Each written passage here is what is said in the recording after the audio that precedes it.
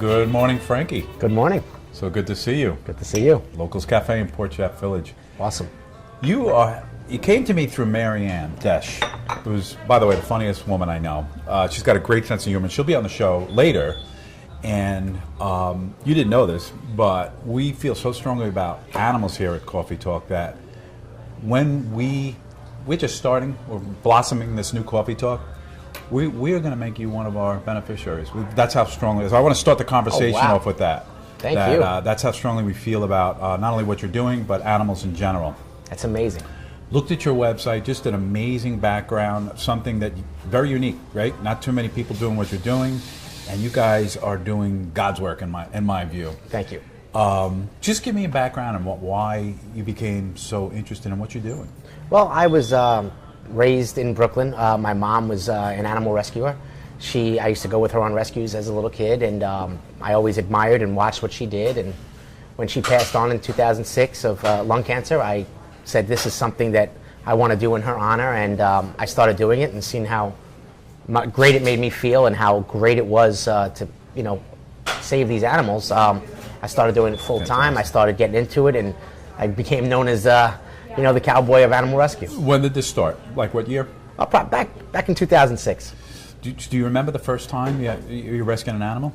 Oh, well, I was doing them with my mom when I was a little kid. Okay. But I always would just turn them over to her, and she would always nurse them back to health, and she would always, handle it from there. And then when she passed, it sort of was like I had to take it all on from beginning to end. And so give me an example. So your mom rescues, give me an example of the animal she might have rescued. Well, living in the city, it was not really so much wildlife. My mom did. Were you rescuing rats? Yes. How did you know that? You said city, I said rats. Well, my mom always told me, to always take care of living things. And I would always help her with cats and always help her with the dogs in the neighborhood. We would take in the strays, we'd feed the animals. She fed the cats and got them spayed and neutered and, made sure they were always healthy. One time I was on my way to a famous restaurant in Brooklyn. It was called Roll and Roaster. And while leaving there, I saw some pink baby rats on the floor. So I said, oh, wow, the mother's not here. What am I going to do? The garbage was already done. It was like they were spilled out of a dumpster. I put them in a little box, and I brought them home. And she said, oh, my God, they're rats. And I said, but, Mom, you said never to... living thing? Yeah, turn your back on a living thing. So she got a thimble. She got some milk. Unbelievable. Raised them, and then we released them back out. You didn't spay them either. No, but she just wanted to show me like what it was to have a quality. So fast forward, when did you come to Long Island? I moved to Long Island when I was like 15 years old. Okay. Yeah. So what a varied background in rescue. As of recent, the story I saw, and we'll start there and we'll work backwards, is the deer that got caught in what we're calling recyclables, right? Yes. Can you show me? You have an example of this? Yes. Well, this is actually the jar that was on the deer's head. This is a limited edition Utz pumpkin pretzel jar, and the deer probably had some crumbs in it, or maybe a little bit of water, and the deer stuck her face in, and when her ears passed this point, she couldn't get it back off. So she was running around Rocky Point for 5 days, no food, no water, because obviously she couldn't get anything out of there. Difficulty breathing. It was getting down to the wire. At that point, another day or two, she would have been dead. This is like something that literally 30 years ago, maybe 50 years ago, like these are man-made. Yes. And now we are just completely not being nice to animals. Not being nice to animals at all. These things have to, if you would have put the cap back on it, if they would have crushed it, they would have cut it open, put it in a sealed garbage pail, this wouldn't have happened. But people are being very careless with the way they're recycling, throwing it out, and letting wildlife. But it could be innocent, right? We could put our pails out, and in this wind, right, the whole thing could knock over. Yes. And the animals are out there. They're living amongst us. I know I live in Shoreham. There's deer all over the place. Putting a cap on it would have prevented that. You know what? That's a great point. Right. You've had multiple issues with animals and recyclables on their head. Yes. Right? Because that's where they're going to eat from. Right. Give me another example. Another example was just a few weeks ago. Got a call about a raccoon who had come to a backyard and was basically banging on the person's back window with a peanut butter jar in its face. News 12 covered that, right? Yes, they did. What a stunning story, and also to be able to capture this on video. I mean, I assume that multiple people had video cameras to be able to bring this story out, right? Yes. Well, the homeowner have it? The homeowner had pulled out their iPhone and just, when I came over, they went to work. You know, I had to pull the raccoon down because he went up a tree. I had to pull him down with a catch pole, and when I got him down to the ground, I had to wrestle the jaw off of him. So raccoons, when I grew up, raccoons, the first thing I heard was rabies. So you're a brave man. What are you doing here? That's like, there's not guys doing this. Well, yeah, you know, I don't have fear of stuff like that. I'm there to help. I'm there to save a life, and that comes first. But how are you protecting yourself literally? I mean, it's just a matter of knowing what you're doing? I guess so, yeah. It's a matter of skill. It's a matter of knowing, you know, that I have control and I know how to handle the animal, and I'm not afraid at all. In the history of what you've been doing, how many animals have you rescued? Oh, geez, it's in the thousands. In the thousands? In the thousands. And you have a partner in this? I do. Right? Yes, we have a co-founder. Her name is Erica Kutzing. She's been rescuing alongside with me the whole entire time. Awesome. Things have been great. It's good that you got to have that, right? Yeah. Bounce stories off each other, and you're there for support. Yeah. You have a couple stories in Port Jeff. We're sitting in Port Jeff Village now, right? Oh, yeah. Tell us about, I think you had something with the mayor, and you had some deer stories, right? Sure. We'll show people the harbor that Frankie was able to rescue right now. Let's just show people the beautiful harbor shot that we now have access to. I think it was, let's talk about the deer first. Right beyond this on the right-hand side, you rescued a deer. I think it was last year. It was last year, that's correct. So I got a call early in the morning. I was on my way to get my coffee, that a dog had... Take a sip, why not? Sure. Makes the world go round. It does. A bunch of deer were on the beach. A dog came walking down. One of the baby deers decided to run into the water instead of follow the pack of deers that ran the opposite way. It got out. It wasn't swimming too well. The dog went out, pulled the deer back. The deer was obviously exhausted. Yep. And just laid on the beach. It had came down the bluff, so it wasn't able to go back up where its family had went. The person who was there at the time gave us a call. Said, I don't know if the deer is hurt. I don't know what's going on. So I came down. Upon getting there, the deer runs back into the water, gets up, wobbly leg, and runs back into the water. So I stood there for a few minutes and said, okay. And it's cold, right? Wasn't it cold? Oh, it was the summer. It was the summer. It was. Okay. It was. Yeah, it was July. So I sat there for a minute or two and said, okay, it's going to come back, or the dog will go out and get it. But I started seeing its head going under. It went under for a couple seconds. Then it went under for 5-6 seconds. I was like, okay, I'm going to either watch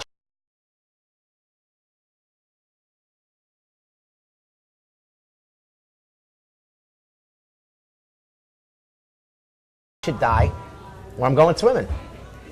So I decided to go swimming. Swam out pretty far, got the deer under my arm, started swimming back. While coming back, I was trying to dig my legs into the sand to pull myself because I was getting tired myself from going, and I blew my knee out.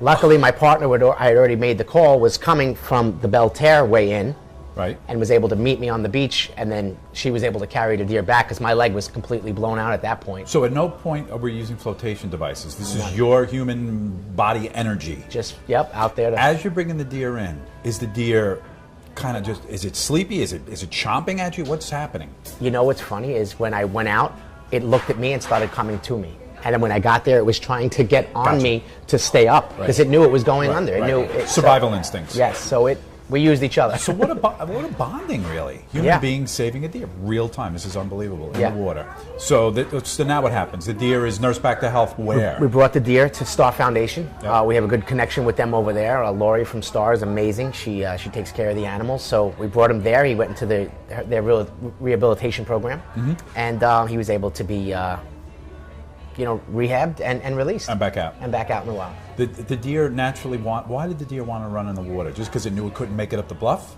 They're animals. Because I saw something on YouTube again, the deer's riding waves. The deer's going into, what's going on with deer in the water now? Well, you know what it is? They have a fear of people. And they're animals. They're animals of prey. So most animals attack them and kill them. So when they see something, they got to get away.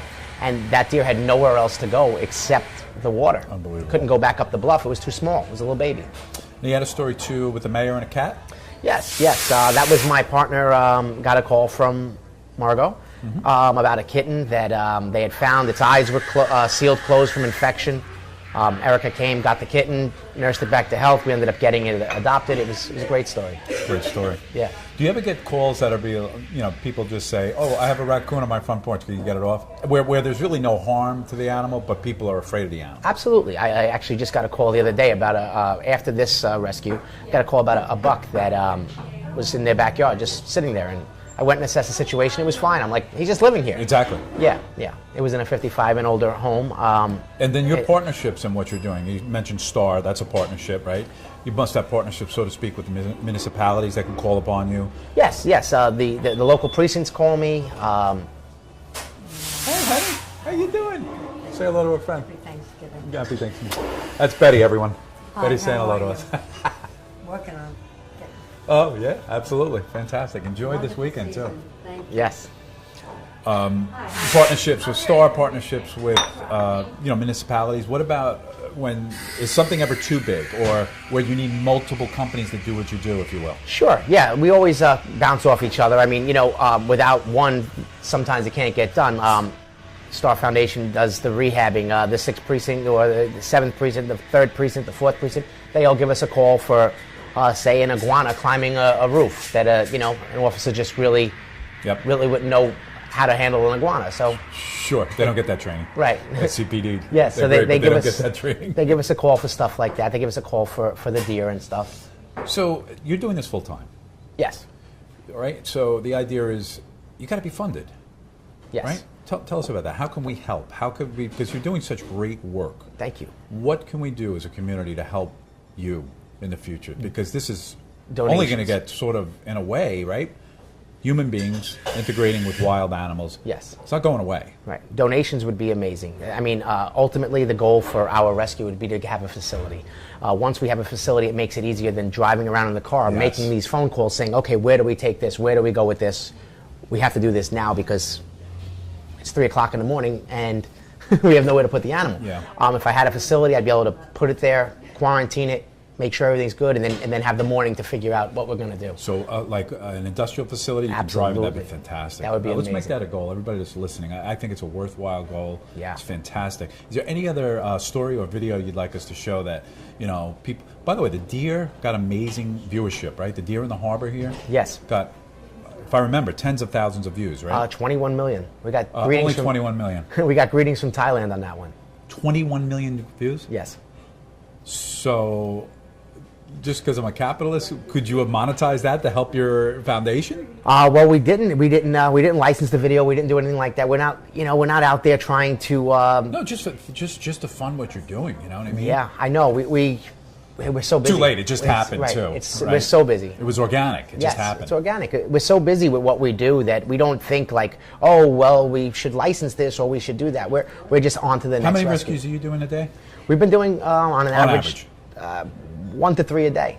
There's Wow. no question I get calls. I mean, just before I came to you, a woman had closed her hole in her roof, and there were squirrels in the house. So I set some traps, got them, released them, and I do stuff like that sometimes. I really don't like that kind of work, but I know rather than them calling an exterminator. Exactly.